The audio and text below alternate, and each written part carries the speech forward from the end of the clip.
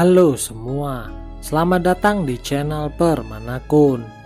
Di video ini, gua akan membahas kelanjutan dari manga Ryukusari no Orishin no Naka no Kokoro, tepatnya di chapter 6.10 di web novelnya. Video ini merupakan cerita dari Nozomu Bontis yang merupakan MC dari cerita ini yang memiliki kekuatan naga yang bernama Tiamat. Dan bagi kalian yang ingin mengetahui cerita sebelumnya, kalian bisa cek di bagian deskripsinya. Oke, tanpa basa-basi, mari kita langsung saja ke pembahasan ceritanya. Cerita dimulai ketika party Iris Dina telah berhasil kembali ke kota dan mengantar party Eldor pulang, serta telah selesai menyampaikan laporan ke Guild Petualang. Veo berkata bahwa ia ingin pergi ke Ushitose dikarenakan ia sudah terlalu lapar. Mendengar hal itu, Nozomu pun curiga bahwa sesampainya di sana, mungkin si Veo ini akan berjudi lagi. Mendengar percakapan mereka, Zon pun berkata bahwa hidup adalah pesta, tak peduli kau menang atau kalah. Namun, pada akhirnya, orang yang bersenang-senang adalah pemenangnya. Akibat hal itu, Veo dan Zon pun nampak sangat akrab jika membahas nafsu duniawi mereka. Setelah itu, Nozomu pun berpaling dari keduanya dan seakan memikirkan sesuatu. Menyadari hal itu, Iris Dina pun bertanya mengenai tingkah laku aneh Nozomu ketika ia sampai kembali di dalam kota Arkazam. Nozomu berkata bahwa party Eldor sangatlah luar biasa. Sejujurnya, aku sedikit iri dengan mereka. Sampai saat ini, aku belum tahu apa yang harus aku lakukan dengan Ken dan juga Lisa. Namun, di sisi lain, Elder dan anggota partinya dapat memutuskan jawaban mereka sendiri ketika mereka baru mendapatkan sebuah masalah. Jadi, sebelum memasuki kota, Elder meminta maaf kepada Nozomu atas perbuatannya ketika di dalam Guild Petualang. Sejak peristiwa ini, Nozomu pun mulai memikirkan kembali apa yang akan ia lakukan kepada Ken dan juga Lisa. Zon, yang kebetulan juga mendengar hal tersebut, berkata kepada Nozomu sebagai bentuk balas budi, ia meminta Nozomu untuk memegang sebuah bola kristal untuk diramal. Untuk penjelasan, ketika seseorang menyentuh bola kristal ini, maka akan muncul sebuah warna yang mengikuti perasaan dari orang yang diramalnya. Namun, ketika Nozomu menyentuh bola tersebut, bola itu pun tak mengeluarkan warna sedikit pun. Menyadari hal itu, Zon dan yang lain pun merasakan kebingungan dengan situasi yang dilihatnya saat ini. Namun, Zon meminta sekali lagi kepada Nozomu untuk menyentuh bola itu kembali. Dan benar saja, ketika Nozomu menyentuh bola tersebut, bola itu pun berubah warna menjadi biru. Namun, tak berselang lama, bola itu pun berubah kembali menjadi abu-abu dan berangsur menjadi lebih gelap. Menurut Zon, saat ini meskipun Nozomu seperti orang yang tenang, namun ia memiliki sebuah masalah yang sudah lama ia pendam, sampai-sampai itu menyiksa dirinya sendiri. Zon berkata, secara alami, pada dasarnya hubungan antara manusia itu kau menyukai mereka atau membencinya. Semakin lama orang berpisah satu sama lain, maka mereka akan semakin memikirkan satu sama lain juga. Serta biasanya hati mereka akan saling terikat juga dalam pikiran mereka sendiri. Nozomu berkata, jika gadis yang pernah ku cintai ingin mewujudkan mimpinya, maka aku ingin membantunya agar ia bisa mewujudkan mimpinya itu. Mendengar nasihat dari Zon mengingatkan Nozomu dengan sosok masternya yang telah meninggal. Di sisi lain, Feo yang melihat mereka berdua merasa geli dengan pembicaraan mereka. Namun di sisi lain, Iris Dina hanya bisa merasakan sedikit sakit di dadanya ketika Nozomu berkata ingin membantu mewujudkan mimpi dari Lisa.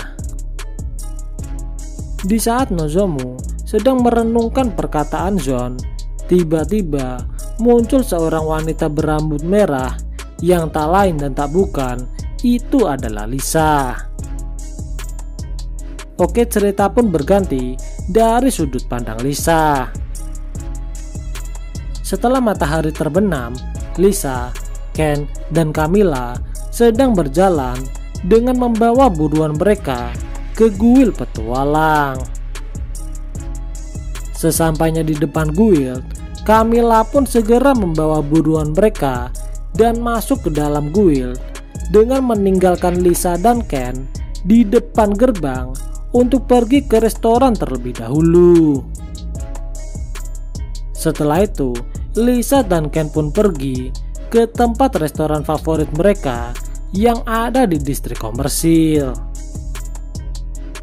Di satu sisi, ketika berjalan, Lisa nampak sangat linglung dan membuat Ken menjadi bingung. Namun, ketika ditanya, Lisa hanya menjawab bahwa ia baik-baik saja. Dalam benak Lisa, ia mencoba yang terbaik untuk menjawab perkataan Ken. Pikiran Lisa saat ini masih berkutat mengenai Nozomu yang dekat dengan Iris Dina ketika di depan kuil petualang. Meskipun Lisa sangat membenci Nozomu dikarenakan pengkhianatannya, namun kali ini ketika ia memikirkannya, bukannya rasa amarah yang dirasakannya, namun justru rasa seperti ditusuk oleh es yang sangat dingin. Lisa merasa seperti orang yang sendirian ketika ia mengingat ditinggalkan oleh ayahnya dan ditinggalkan oleh orang yang dicintainya. Menyadari kegelisahan Lisa, Ken pun segera memeluknya untuk memberikan perasaan hangatnya kepada Lisa.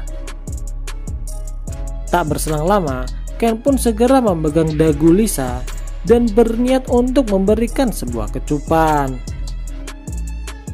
Awalnya, Lisa ingin menerima perasaan dari Ken tersebut, namun tiba-tiba dalam hatinya muncul sosok Nozomu sebagai orang yang sangat dicintainya. Sesaat kemudian, Lisa pun segera mendorong Ken dan ia pun berkata tidak. Menyadari hal itu, Lisa pun meminta maaf kepada Ken atas perbuatannya. Ken yang mencoba memaafkan Lisa sambil tersenyum, dalam benaknya seharusnya ketika ia bisa menyingkirkan Nozomu sebagai orang terdekat Lisa, maka Lisa seharusnya lama-kelamaan akan bisa berpaling kepada dirinya. Namun sampai saat ini rupanya tak ada kemajuan sedikit pun antara hubungannya dengan Lisa. Ketika di perjalanan menuju Chitose, tiba-tiba pemandangan yang cukup mengejutkan muncul di depan Lisa, yaitu Nozomu dengan rombongannya. Nozomu dan Lisa pun saling bertatapan dan hal itu seketika membuat suasana menjadi hening. Meskipun ada rasa amarah di dalam hati Nozomu, namun ia mencoba menenangkannya. Dan segera ia pun bergerak maju menuju ke arah Lisa. Namun tiba-tiba Ken yang ada di samping Lisa segera menahan Nozomu, dan hal itu membuat rasa kebencian yang telah Nozomu tahan perlahan bangkit kembali. Ken berkata, "Apa kau benar-benar berpikir aku akan mundur jika aku tahu apa yang kau lakukan kepada Lisa?" Nozomu menjawab, "Aku sungguh sangat heran kau masih punya nyali untuk berkata seperti itu kepadaku." Setelah itu, keduanya pun saling bertatapan dan memancarkan hawa permusuhan yang seakan siap membunuh. Ken berkata, "Kaulah penyebab dari semua masalah ini. Kau pikir aku akan membiarkanmu untuk berbicara dengan Lisa?" Mendengar hal itu, dengan nada kesal, Nozomu pun menjawab, "Kau bilang aku penyebabnya." Namun Ken dengan percaya dirinya berkata, "Ya, kaulah penyebabnya." Mendengar hal itu, api amarah Nozomu pun semakin besar akibat perkataan Ken. Sesaat kemudian, dalam pikiran Nozomu, suara Tiamat pun mulai menggema dan meminta Nozomu untuk melepaskan kekuatannya agar Tiamat bisa membunuh mereka semua. Menyadari hal itu, Nozomu pun mati-matian untuk menahan rasa amarah yang ada di dalam dirinya. Di satu sisi, Veo dan Zon yang melihat hawa membunuh Nozomu segera waspada dan bersiap-siap untuk kemungkinan yang terburuk. Bahkan Ken dan Lisa saja sampai terkejut dengan hawa membunuh yang dikeluarkan oleh Nozomu ini. Di saat amarah Nozomu akan meledak, ia pun segera tersadar kembali ketika Erisdina mulai memanggil nama Nozomu dengan berlinang air mata. Setelah itu, perasaan amarah Nozomu pun berangsur-angsur mulai mereda hingga ia menjadi tenang. Setelah sadar, Nozomu pun segera meminta maaf kepada Erisdina karena telah membuatnya merasa cemas. Di satu sisi, Veo dan Zon juga merasa lega setelah melihat Nozomu kini menjadi tenang. Setelah itu, dengan nada yang tenang, Nozomu berkata kepada Lisa bahwa ada yang ingin ia katakan kepadanya. Meskipun Nozomu dihalangi oleh Ken yang nampak sangat marah, namun Nozomu tetap berkata, "Lisa, bukankah kau pernah bilang ingin menjadi seorang petualang seperti ayahmu? Apakah kau masih mengingat itu?" Meskipun Lisa hanya terdiam, Nozomu sekali lagi berkata, "Lisa, bisakah kau menjawabku? Apakah kau masih mengejar mimpi itu?" Lisa yang masih bingung dengan apa yang ada di dalam hatinya pun berkata, "Diam, itu tidak penting lagi. Lagi pula, itu tidak ada hubungannya denganmu." Segera setelah mengatakan kata tersebut, rasa penyesalan pun tiba-tiba muncul di dalam hati Lisa. Mendengar hal itu, Nozomu pun berkata, "Kau memang benar. Lagi pula, akulah yang berpaling darimu. Tapi, bisakah kau mempercayaiku pada satu hal?" Seketika itu, Ken pun langsung memotong perkataan Nozomu dengan amarahnya, dan ia pun berusaha untuk mendekat ke arah Nozomu. Namun, langkahnya segera dihentikan oleh Veo dan juga Irisdina. Di tengah keheningan Nozomu dan Lisa, tiba-tiba Camilla pun datang dan ia pun segera memanggil nama Lisa. Mendengar namanya dipanggil, Lisa pun segera bangkit dan ia pun berlari dengan meninggalkan semua temannya. Melihat hal itu, Ken pun segera melepaskan diri dari Veo dan Irisdina dan ia pun segera berlari untuk mengejar Lisa. Sementara itu, Nozomu yang hendak mengejar Lisa, ia pun dihadang oleh Camilla yang tidak mengetahui tentang apapun yang terjadi di dalam sini. Camilla berkata, "Nozomu, apa yang telah kau lakukan kepada Lisa?